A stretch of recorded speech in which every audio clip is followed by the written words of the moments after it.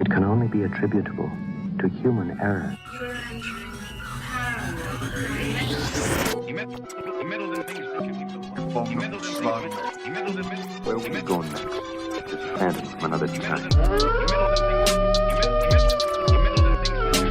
No one, Mr. Mulder. That's it, man. Game over, man. Game over.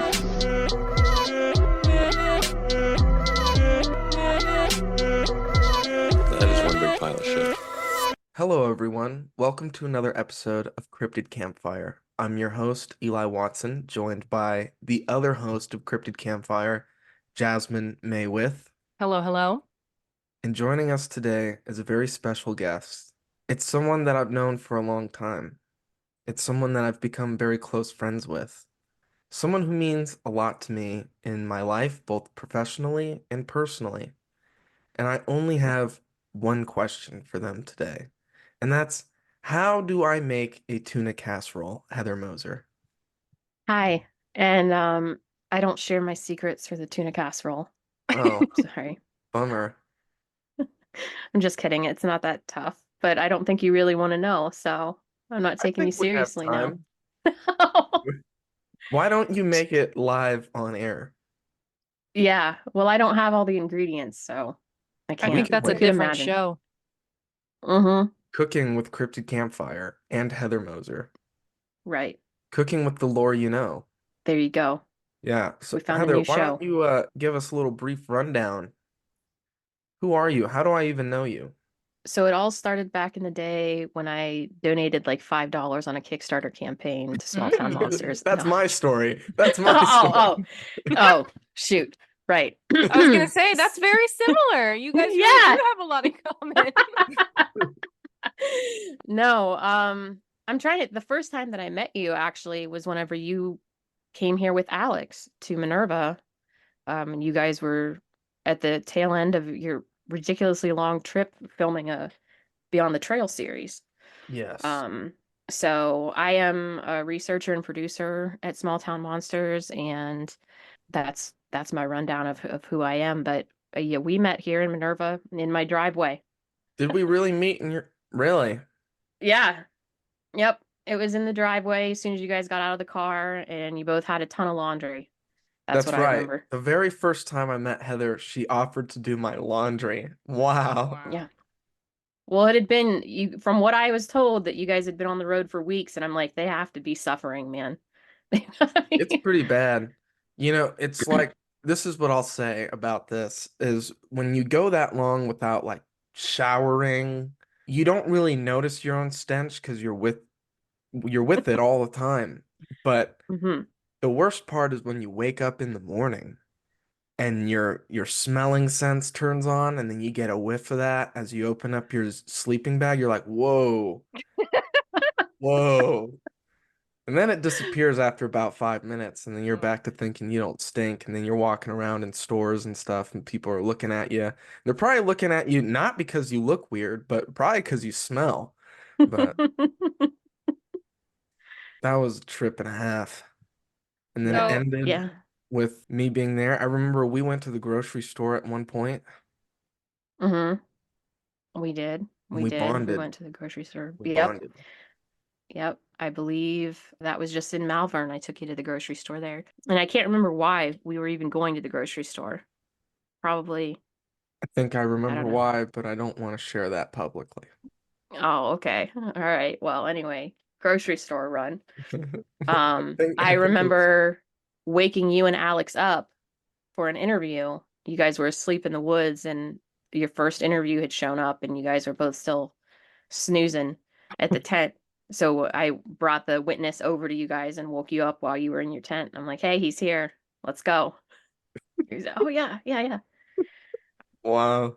But Who was that? Who was that? that was one of the Caton relatives, actually, from the Minerva Monster case, original Minerva Monster case.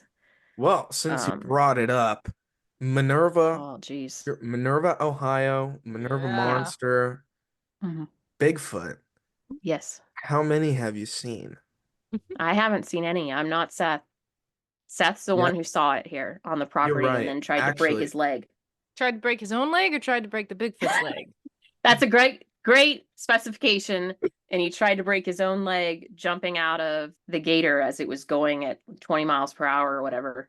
He saw something and just jumped, and it's all on camera. You can see the athletic prowess that he somehow doesn't break his leg in the Really? process of going downhill.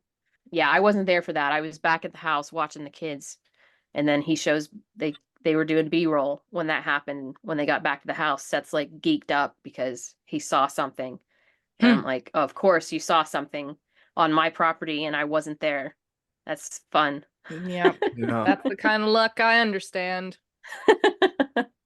Yeah, that a lot of stuff happened around that time as far as all the filming here in Minerva, because for a while he filmed the Bigfoot project here. Mm-hmm. And so it seemed like it was almost every other weekend that he was out filming stuff. It's weird because I edited the majority of that series. I wasn't there to film it, but I edited it, and I weirdly felt like I was involved with it. Obviously I was, but Yeah. it was, I don't know how to describe it. It's like I felt like I had been on the shoot even though I hadn't been there at all. It's So- immersive. Right. Yeah. That makes sense. Did you feel the same kind of connection to Chupacabra?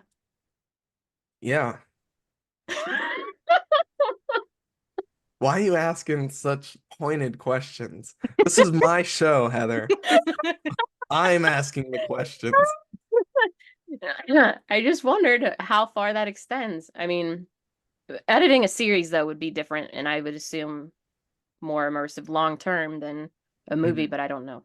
Yeah, I mean, I felt that way with the Bigfoot project, probably because I had been to the property Right, that makes sense. and I've spoken with most of the people that was in that series, especially like when Cliff showed up and Right. that episode. But I don't think I felt that way with the Ridge. Sasquatch unearthed the Ridge because I didn't know anyone. I hadn't talked to anyone. Well, I talked to Dwayne Pintoff on the phone.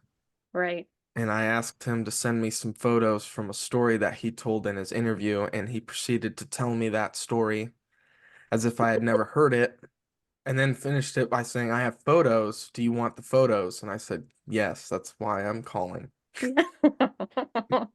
But Oddly enough. Anyways, how did you get involved with the whole small town creatures, small town monsters? How did I get involved with STM altogether? Yeah, Yeah. how did you stumble upon them? Well, I was aware of them when they started filming. Well, not started filming, but when they put Minerva Monster out, That makes because sense. I live near Minerva, and so everybody was talking about it. So I started paying attention, and it was around Mothman of Point Pleasant that I had friended Seth on Facebook, and I messaged him just to tell him, hey, I appreciate what you're doing, because he went into more historical stuff with Mothman of Point Pleasant folklore and history. And so we started talking then, and through my own stuff that I was doing, I had started to look into cursed objects, and some of the cursed objects were rocks from the Bell Witch Cave. And I had been going to any of the premieres that they had around here, because they usually have premieres at the Canton Palace Theater, which isn't far from here. And at one of the at one of the premieres, they had announced that they would be doing something on the Bell Witch in the future. And so I had messaged Seth and I said, hey, I've actually been researching the Bell Witch. If ever you guys need a researcher or anything like that, just let me know. And he said, well, actually, this is going to be the first like historical thing that we're not going to have like living witnesses for. So that would be helpful. And he said, let's do that. But first start with Momo. Help me out with Momo and help me out with Mothman Legacy, and then we'll get to Bell Witch. So it was just throwing things out there like, hey, I'm around, hey, I can help if you need help. So that's how I got involved. And then it's just evolved from there. What do you do now? Oh my goodness. So I say that I'm a researcher and producer, but I was thinking about this the other day, and I say I'm a producer, but it's not like I've worked with other companies before to know what a standard producer does. I just know what I do. So there's a lot of the research, the finding of witnesses, getting things set up for whenever we go on shoots, getting the schedule situated, and trying to make sure that we adhere to that schedule. A lot of behind the scenes stuff, We also have a publishing company, and right now I'm doing edits on the books and the formatting of the books. I've got the Lore You Know podcast that doesn't really fall into producer things, but it's a thing I do.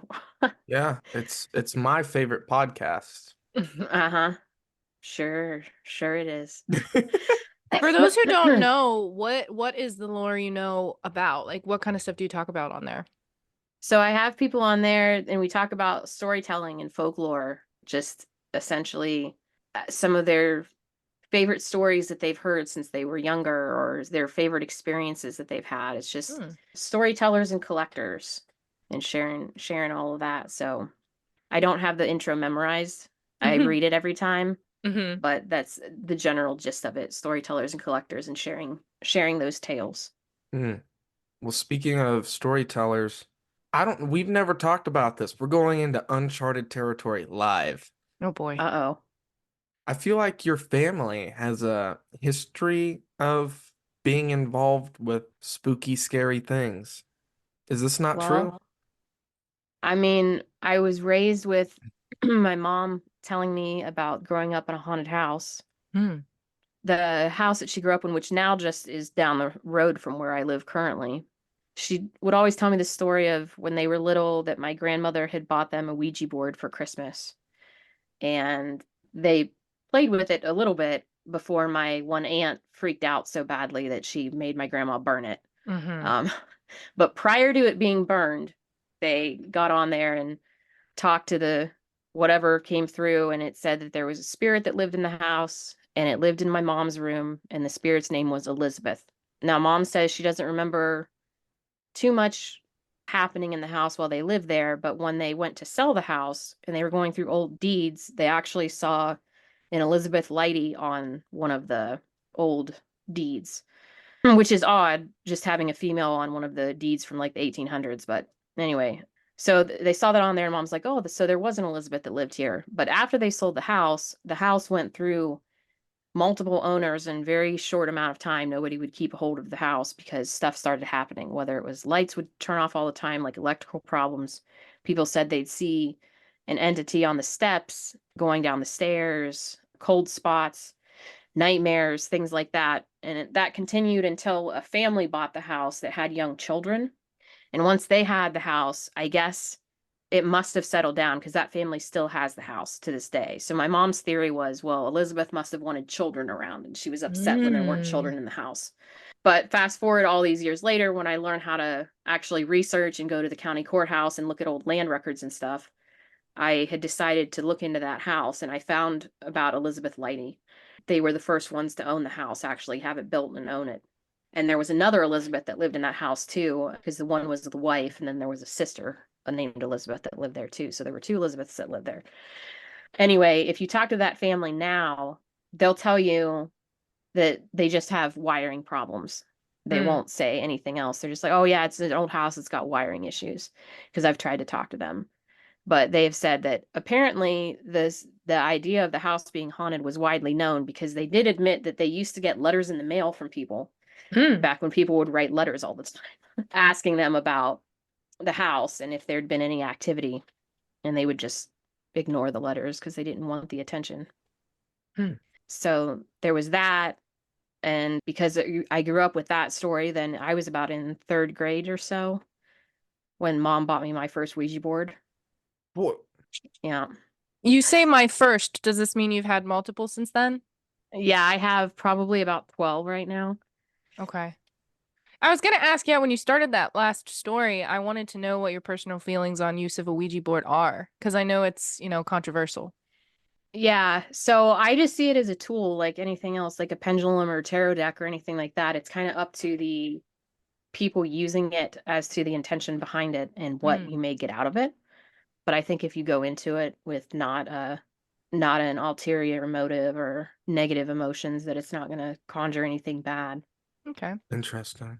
That's wild to me, because your mom bought you your first Ouija board, whereas my mom told me repeatedly to never use a Ouija board ever. Yeah. Oh. Yeah. Since all of that, my aunt that had the board burned back in the day when she was younger, she's actually called my mom now that I'm an adult, concerned about my role in something like Small Town Monsters, and she's still worried about my safety, I guess. She doesn't know about, as far as I know, she doesn't know about the Ouija boards, but just in general, talking about Small Town Monsters and all of that type of thing, she's worried about me. So, Sort of on that note, do you take any precautions? Do you have any like protection rituals or anything like that you do before you engage in activity like that? so I have certain crystals and things that I'll wear if I'm going out like on an investigation. You know, I have done certain things before now, but normally that's just with paranormal stuff. I don't really worry about it with the cryptid things, but Sure. we also haven't done a ton of out in the field stuff aside from like looking for Bigfoot or whatever. And normally I'm not in the mode to feel concerned. It's more like I'm in work mode or whatever. We've got the cameras on, so I'm in work mode. I'm not as worried about it. If it's like a paranormal investigation, that would be different, where I feel like I'd be more opened up for something to possibly attach, and then I'm more concerned and more cautious about things. Yeah. What kind of crystals do you bring with you? Crystal quartz is always a good one. I have turquoise. I got the turquoise whenever we went to New Mexico, which was supposed to help with skinwalker attachments. So I just wear the turquoise all the time now. Every once in a while, I might get onyx if I'm really concerned about something, but usually just crystals like the crystal quartz is something that I use to kind of open things up a little bit and amplify whatever intentions I may have. Interesting. I have a lot of crystals, but they're mostly just to look at because they're pretty. Yeah. Oh, I've got rocks and crystals all over this house because Yeah. they are gorgeous to look at. Normally, if I'm wearing any type of stone, it's because it was something that I saw somewhere and it like kind of called out to me. Yeah. So when I was little, I used to say that like rocks would talk to me. That's what I tell my parents, and then I would, oh, this one wants to come home with me, and I'd take a rock home or whatever. We'd be out at a cave and they'd have those in the gift shop, the big bins of all these multicolored agates and things. Yep. And I would pick out the ones that spoke to me and put them in little leather pouches and bring them home. And that still happens today. So that was with this turquoise ring. Actually, we had gone in and done an interview, and everybody had started out to the car, and I had just gone into the gift shop and kind of looped around, and I saw it, and I didn't have my purse with me at the time, but I saw the ring and I'm like, man, there's something about that. And I walked out to the car, and then I told Seth, I'm like, hold on a second, I got to go do something. And I ran back in and bought the ring because it's not like, that's not something I get all the time. I don't go to like a store, and every store I go to, a ring or something calls out to me. So I try to not ignore it when it happens. Very cool. I like Where's that. that ring now? It's right here. Oh, right snap. here. Oh, duh. Yeah, it's on. I don't take it off. Wait, where was I when that happened? You were probably out at the car. It was when we were at that hotel. Hotel. We had interviewed that woman at a hotel in the lobby. It was in Gallup, New Mexico. You fell asleep while they were doing the interview. I don't Wait. know that that's a shocker. What?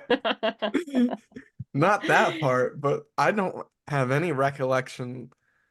Okay, we stopped at what was it, the El Dorado? Is that the name of the hotel? Oh, that hotel. Yeah. Yeah, there was a gift shop in there. That's where I got this ring. Yeah, I went in there too. There was a CD I almost bought. And then I said, Why- who gets Who CDs buys CDs? nowadays? And now I'm having a growing CD collection, so joke's on me. They... What CD was it? It was like some like native New Mexico music. It looked Oh, cool. wow. And you just left it there. See, this is why I can't ignore that kind of stuff. You No. regret it later. 100% every time something like that happens and I say, no, I'm not going to do that. I regret it every single time. But it's cool. It's Understandable. cool. It's cool. If you're meant to have it, you'll find it again. I guess so. So I was looking at your Instagram recently, Heather, and I saw that back in November you visited the Mansfield Reformatory, and I was Oh, yeah. curious how often you go there and what it is you do when you visit. Are you doing paranormal investigations? So back in November, that was a paranormal investigation. I went with a small group, and I don't know, I go there a couple times a year, and it just depends. To get an investigation there, it's it's kind of rare just because it's so expensive to rent that place out. Mm-hmm. So to find a group that has an opening, I guess, to have somebody on, which is what I lucked into. It was literally a friend called me on Monday and they said, we're going to be in Mansfield on Saturday when we have an opening. Do you want to join? And I'm like, yeah, I'm in. So that was an all night thing. And that was probably 15 people, which wasn't too bad. I've been there on public hunts, Mm-hmm. which they open up to like 50 some people. And Mansfield is huge and everything. But when you get a lot of people there, there's not a lot of investigating that you can do because people are just bullshitting or talking or laughing and carrying on. And you can't, it's just not quiet. Not to mention like the so-called hot spots, people are just always there. You don't get really a chance to kind of investigate that on your own. Mm-hmm. But if I do go to Mansfield during the day for a day tour, I always do like a self-guided tour because then you can just take your time, take a lot of pictures, walk around on your own. And they have a really nice, you can pay a little extra and get like a wand that tells you different, they have plaques up around the prison that you press a number in or whatever, and it'll tell you a little tidbit of information. Mm. So it is like having a tour guide there, but at your own pace. Mm-hmm. I've been there a couple of times for some investigation events, and there were two kind of significant things that happened while I was there. There was one incident where I was standing on the threshold of a cell, and the cell door just like slowly closed on me. Like I was standing right where the gate slides, and it Yeah. slowly started to move and push up against my shoulder, and I was like, Yeah. well, that's a little creepy. And then Yeah. there was one point where it felt like someone was squeezing my nose, like I felt a pressure on my nose. Mm-hmm. But those are sort of the two most significant personal experiences that I've had at Mansfield. So I was curious if you've had any significant things happen there as well. Yeah. One of the early times that I had been there, this was a few years ago now, I took my children for a day tour up there and they were seeing things or feeling things. They talk about going to certain areas and I feel dizzy or whatever. Mm-hmm. And at one point, about, I don't know, probably 3/4 of the way through the prison, I got irritated because it seemed like everybody was either seeing something or having an experience. And I'm like, what the heck? You guys aren't even the ones that are into this stuff. How am I not having some sort of experience? And about the time I said that out loud, I had this really sharp pain in the back of my skull, like something just smacked me upside the head. And then I'm like, okay, never mind. I get it. And, sorry, kind of thing. Mm-hmm. And that was in the middle of the day. But during the investigations that I've gone on, probably the most significant experience was up in the West Attic, which is something. This is another reason I like the investigations is that they'll open up parts of the prison that aren't open during the day. They'll open up a few places that are a little, I have no idea why they don't have the West Attic open during the day, but maybe it's because you can get into some places that you shouldn't. I don't know, but harder to monitor maybe. But anyway, it's open in the night. And the West Attic is where they had housed for a short period of time some very serious criminals when the Ohio Penitentiary burned back in the early 1900s. Because the whole idea of the reformatory was that it was supposed to be a place to send people to reform, to put them back out into society. It wasn't like the hardened criminals. It wasn't where death row was or anything like that. That's where the penitentiary came in. But when the penitentiary burned down, they didn't have space anymore because the prison was burned. So until they build it back up, they kind of split their criminals into different areas. And they sent some of them up to Mansfield. So they wanted to keep these hardened criminals away from the rest of the guys in the reformatory. So they shoved them all in the West Attic, which is this huge room. And they kind of just put them in this one big room and just shut the door and just let them be in there. From what I understand, the guards didn't want any part of it either. Just kind of leave them to their own devices. Anyway, in that particular room, there are no windows. It's just a very long room, fairly narrow room. And it's known for like ghost lights. If you sit in the room toward the back and just sit in a chair and watch, you'll see different colored lights kind of emanate and float around the room and whatnot. And so we were in there waiting for that to see if that would happen. And instead what happened, I mean, there were lights like that, but then what happened was it was something that looked like a person, like a light being was walking toward us, and it was emanating light. It was like the reverse of a shadow figure, because it was completely pitch black in there, and you can see this thing made of light, and it started walking toward us.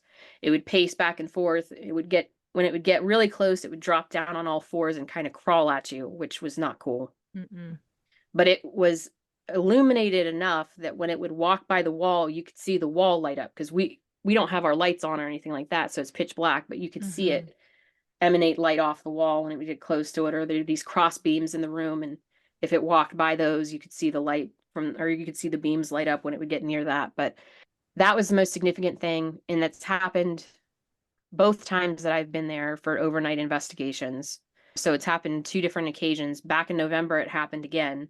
And that was a whole different group of people that I was with. So it was nice to have that kind of verification that it wasn't just one small group that I was with. Yeah. What's the time period? Because you're talking about it going back and forth and crawling and all this other stuff. Like, how many minutes did this span over? Was there breaks in it? Was it a singular event, or did it come and go? So once it starts, it just continues. I mean, the one time that we were in there, we were probably in there 45 minutes, and this thing was still walking back and forth. It was not. That's crazy. Yeah, it was really something. And then we would leave, go to other parts of the prison, because you don't want to just spend your whole time in one room with something like that. But then we came back and it would show up again. Now, by the end of the night, we're talking like 3 a.m, about the time that they kick you out of there. It would still show up when we came in the room, but it wasn't as bright.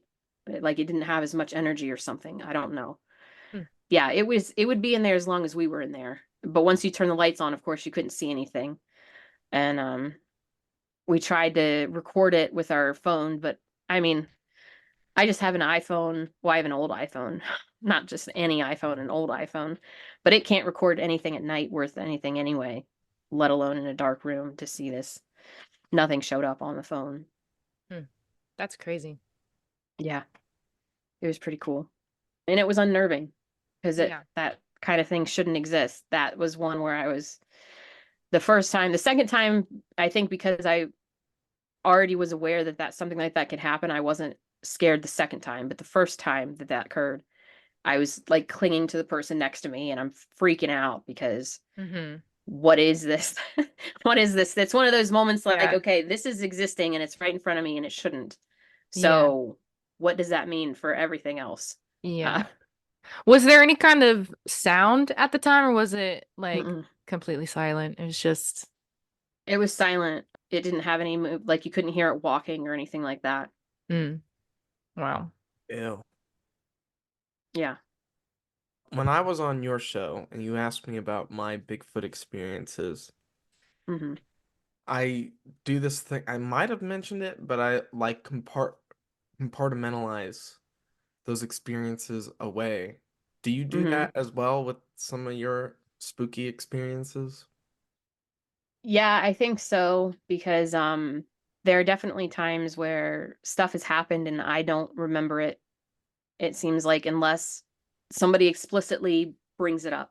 And then my memory of it isn't as clear as theirs necessarily.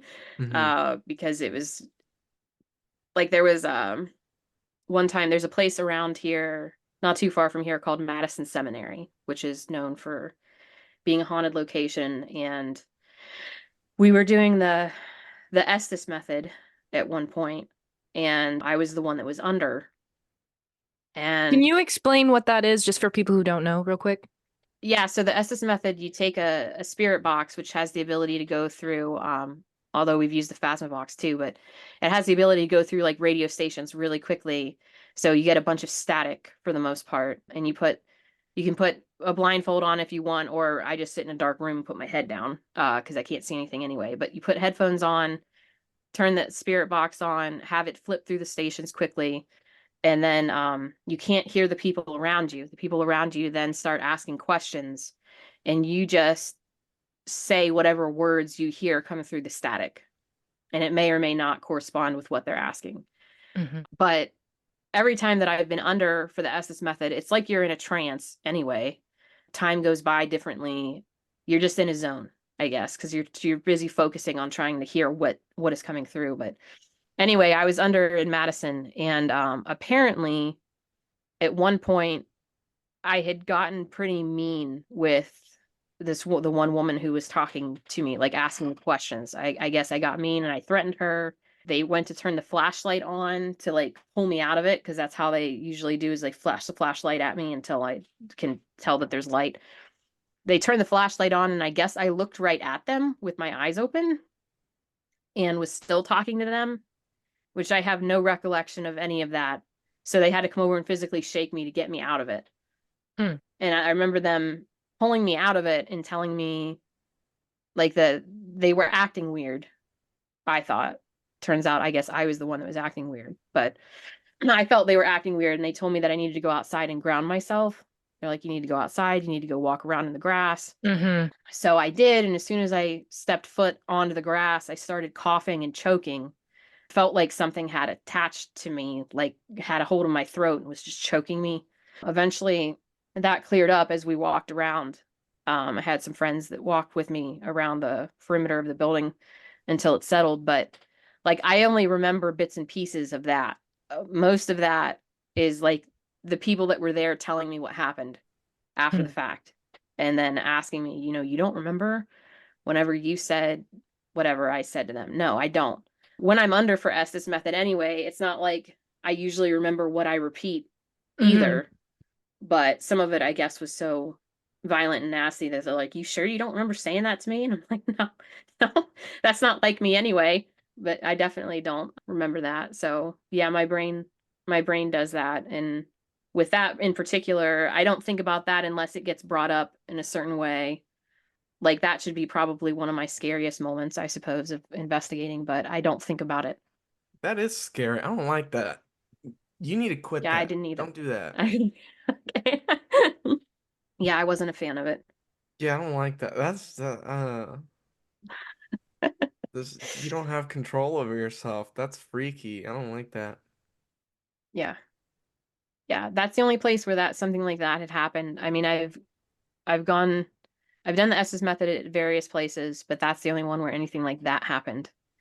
And since then, anytime I've gone back, if I go under, they had started putting a time limit on it, because after about like 10 minutes of being under, I would start that coughing again. And so they would pull me out as soon as that would start. But I don't know. There's something about that place, I guess. Where was that again? Madison Seminary. Madison Seminary. Yeah. Cool. Now I'll add it to the list of places that I'm never gonna go to. There you go. The unbucket list. Yeah. I think that's just as important, maybe if not more important than a bucket list. Yeah. Things I'll never do in my life. Places I'll never go. Is there a place that you'll never go, Heather? Like, have you, maybe whether it's a place that you've been to and will never return to, or a place that you've heard about and just don't want to risk going to? So I don't know if like morbid curiosity would eventually win out, but as of right now, a place that I would never want to go to is the Villisca murder house, the axe murder house, just because that caused me an entire lifetime of anxiety and fear of anybody can come into your house at any point and just wait until you're asleep. So that's one place that I would probably never want to go to. It's just too much. What if someone called you on a Monday and said, "Hey, we're going to the Villisca Axe Murder House on Saturday. We've got an opening. Do you want to come?" What are you gonna do then? I'd probably still say no to that one. I can't imagine. See, that's one that it would be tough for, because that murders happen there. I mean, to go in there and then I don't know if I'd be able to handle it, to be in the same house that happened in. Sure. I don't know if I could stop myself from like putting myself in the moments. Sure. That sounds pretty brutal. Yeah. I'll add it to my list as well. Heather, I wanted to ask you about your username. Yeah. Pagan Historian. Pagan. What does this mean? Yeah, so Pagan Historian. So, back in the day when I started Instagram, I wanted a username that kind of encompassed me. And I mean, prior to being involved with small town monsters and concurrently with small town monsters, actually, I'm a classics professor. So ancient history is my jam, especially Greek and Roman history. Like the Mm. Bronze Age? Oh Lord. Yeah. Yeah, the Bronze Age is in there. We should That have had her fits. on that episode. I think we would have saved ourselves a lot of grief. Let me fill you in real quick, Heather. This Okay. podcast started in 2018, and by Mhm. the 6th episode, it almost fell apart Oh no. by talking about the Bronze Age collapse, which is a weird thing to talk about on a show called Cryptid Campfire. But Well, tell her why we were talking about it to begin with. oh, because of the sea people. I'm sure you're familiar. They say the sea people had something to do with the Bronze Age collapse, Okay. and no one really knows who the sea people are. Right. Yeah. And so I probably had seen some sort of Reddit post or something that said, oh, this like they're mermaids, Atlanteans or something. Uh-huh. Rather than just people from another land who came via the sea. Yeah. Right. Yeah. Sure. The And one that makes then more sense. what's even funnier about it now in retrospect is that me and Jasmine got into it on the podcast because our sources disagreed with each other, which is everything in cryptozoology. It's like Yeah. literally, why were we getting heated over disagreeing sources? Who knows? Who knows? I like it though. But anyways, Well, but you made classics. it. Yeah, Yeah, we made it. classics. Now we're here That's 200 something episodes later. there you go. See, you moved on. You moved past it. You work together now. It's perfect. Yeah, so classical studies. So that's the historian part. And then religion is something that I've always kind of battled with to find something that kind of fits me. Like just trying to find answers to things. And I still don't have answers to things, but find something that makes more sense to me than just being told one way or another. Because I don't know, being raised around here, there's certain things that you're told this is the way, this is the only way things work, and everybody else is wrong. And that just didn't feel right. So, kind of through my own exploration, I came to paganism, and that's about as narrow as I could put it, because paganism is it's a very broad term, like an umbrella term for a bunch of different religions. But I haven't found one that is exactly my fit, if that makes sense. So I thought pagan will just fit the general theme of my beliefs, and I'm a historian, so pagan historian. Makes sense. Yeah. And then it just stuck from there. Interesting. My username has just always been my name. I never got creative. It works. It Yes. works. My username is my name, but with the attached in front of it. Mm-hmm. And that we can all thank my high school counselor for, Oh? because I was submitting to different colleges and she said, you know, and I had like, it wasn't that bad. It was like, it had numbers in it and was just like a bunch of letters and numbers. And she was like, you should probably get a more professional email. Mm.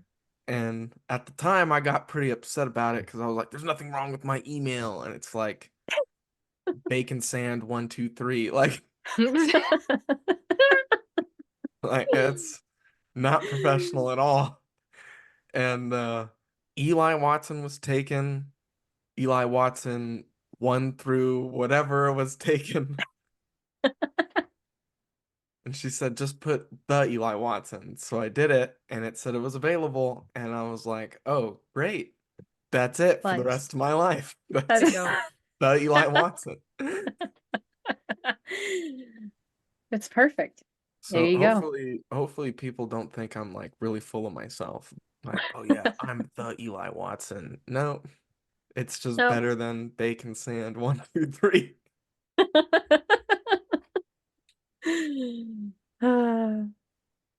So what's new, Heather? What's going on these days? What do we have to look forward to from the great Heather Monster? The only thing that's like full in my head right now is getting prepped for this UFO roundtable thing that we're getting ready to film. It's Gonna be called UFOs Revisited. It should be out relatively soon. I think the turnaround on it will be pretty quick, but we're filming it over a period of 3 days, and we're gonna try to get 18 to 20 episodes filmed. So it's gonna be 3 really long days, but going through different UFO cases, and that's what's in my head right now, and finishing up editing for Aaron's hunting grounds book that'll be coming out soon in the next couple months. Yeah, that's what's on my plate right now for STM, and figuring out some Goatman stuff. Got to do that. Some Bigfoot stuff will be coming up for the ancients.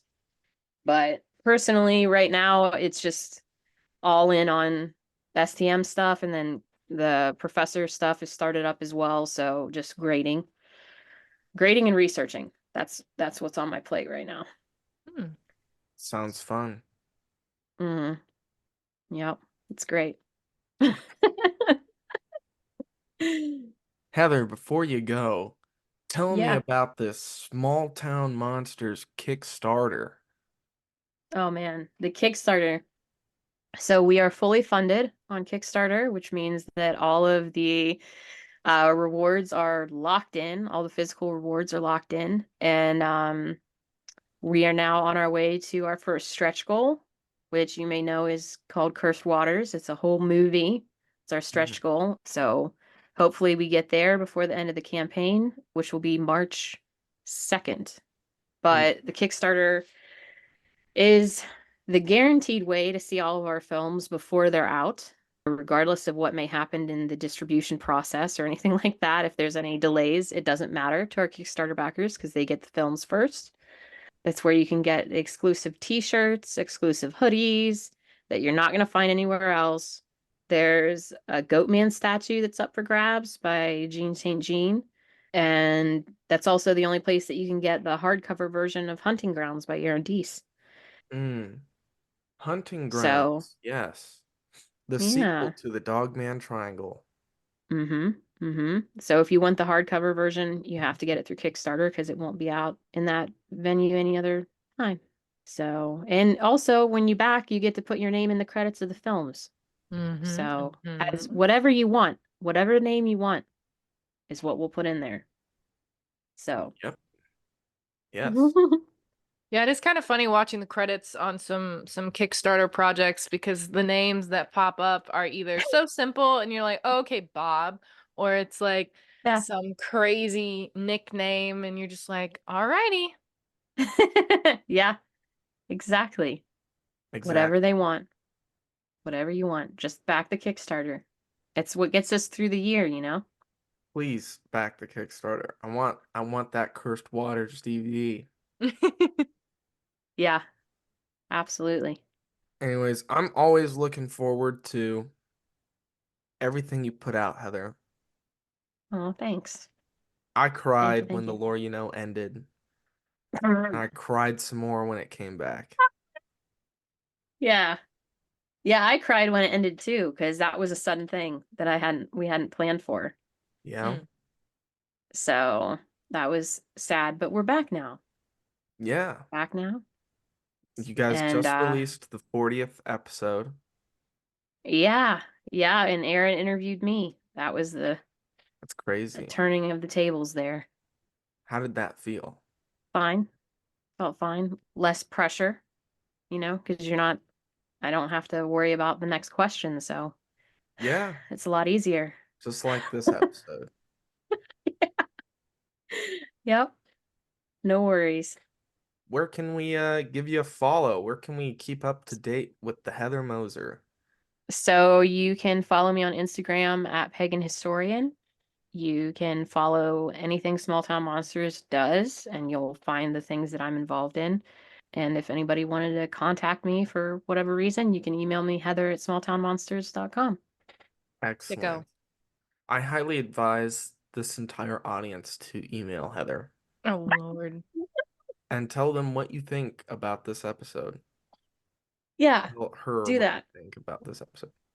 I'm down for that. Also, if you've got any cryptid stories, you know, any encounters and stuff, I'm always down for that. Any Goatman stories, please feel free to reach out.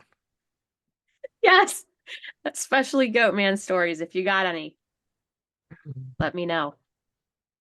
All right. Good. Well, thanks for your time, Heather. You know, Thanks for it's hanging out, always- Heather. Yeah, thanks for having me. it's always a blast with Heather Moser.